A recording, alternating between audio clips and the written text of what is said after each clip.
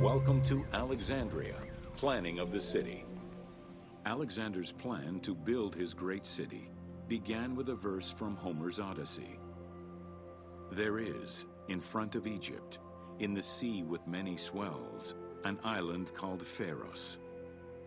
Guided by these clues, Alexander the Great founded his future city at the western end of the Nile Delta.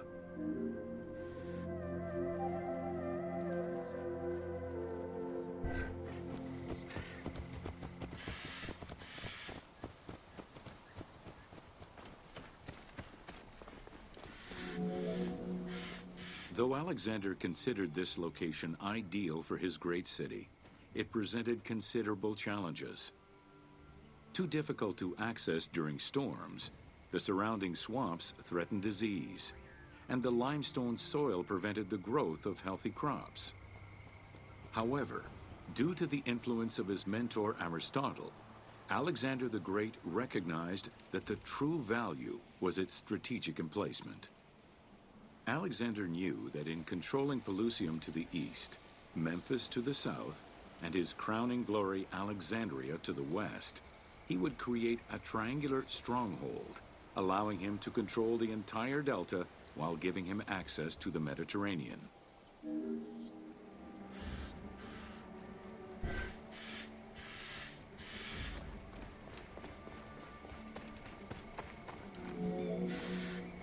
The Great Walls of Alexandria had a humble beginning. Lacking chalk to outline the future city's foundations, architects were forced to use flour instead. Clouds of migrating birds swept down and ate the flour, erasing the plans.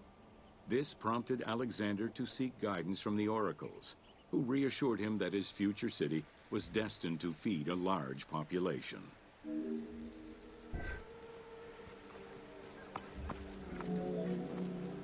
Excavations led by Mahmud Bey el-Falaki in the 19th century revealed that the wall enclosure measured approximately 5.2 kilometers in length and 2.2 kilometers in width. It was roughly 9 meters in height.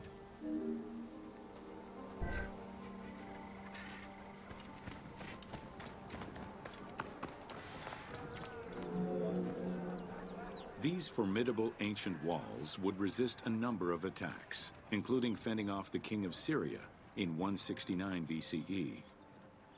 It wasn't until 295 CE that they eventually fell to Roman Emperor Diocletian, and this only after 8 months of relentless assault.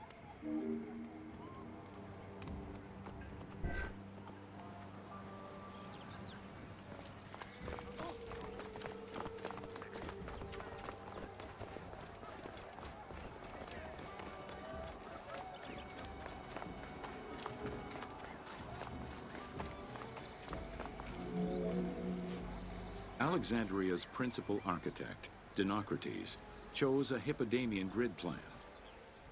The grid maximized functionality, with wide, straight roads and canals running beneath them. Alexander recognized the military value of the city's design. The wide, parallel streets gave him optimal surveillance of the city, while allowing the unobstructed flow of troops.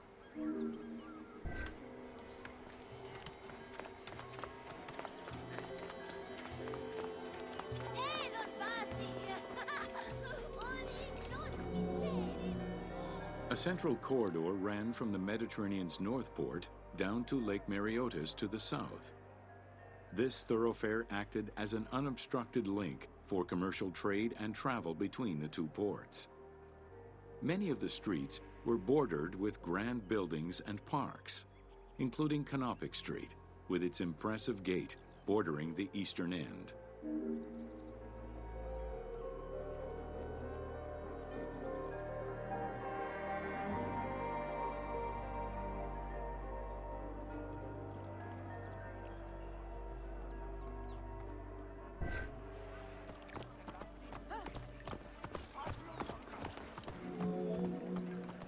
Alexandria was most likely built upon an already existing Egyptian village.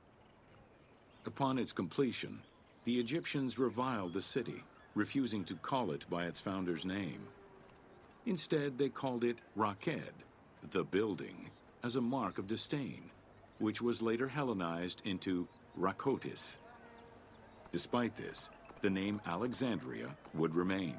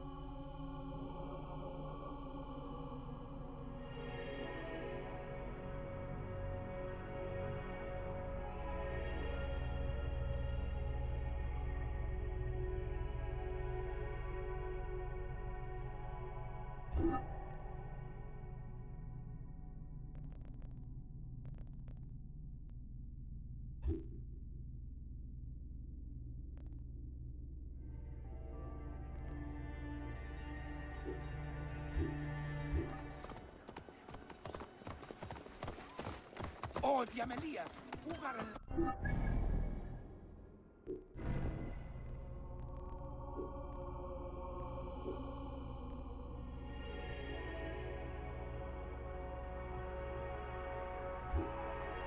Ignosis, Dinamaksambi, Wapofer.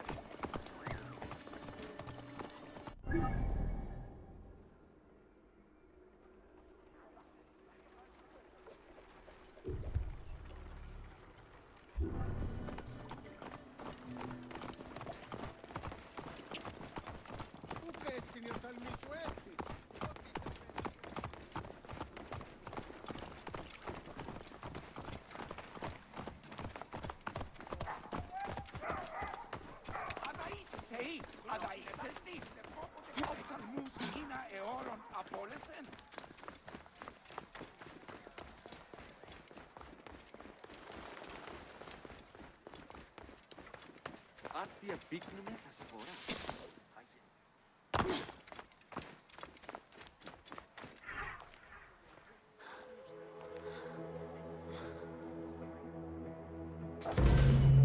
Welcome to the Mosaeon of Alexandria.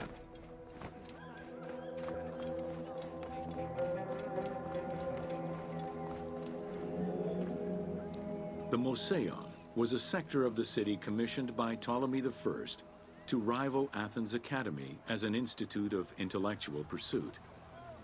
Dedicated to the 9 inspiring muses, the Mosaeon became a great center for philosophical and scientific enlightenment. It welcomed scholars from many kingdoms, inviting them to share knowledge in literature, science, and geography.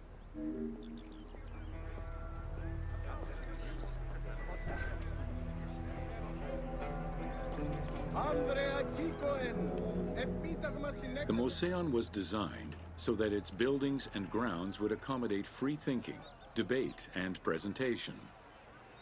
Meeting spaces and theaters surrounded a main courtyard.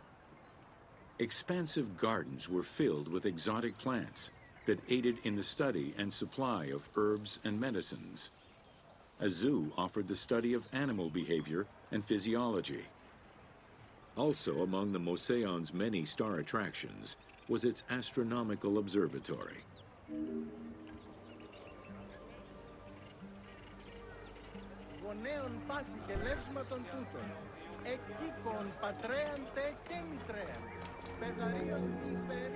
Herophilus was a physician who lived most of his life in Alexandria. He was able to perform the dissection of human cadavers on a large scale due to the permissiveness of the city in such matters. Among many other discoveries, he learned that the brain was central to the human nervous system. He also extensively mapped the blood system and measured the pulse with the aid of a water clock. It is reported that in his thirst to understand human anatomy, he performed 600 vivisections on live prisoners.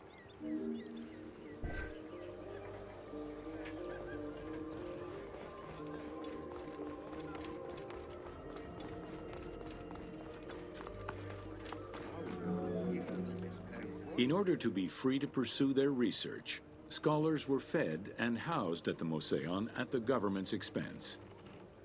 This freedom provided Alexandria's scholars a meeting space for intellectual pursuits and a haven for spiritual peace.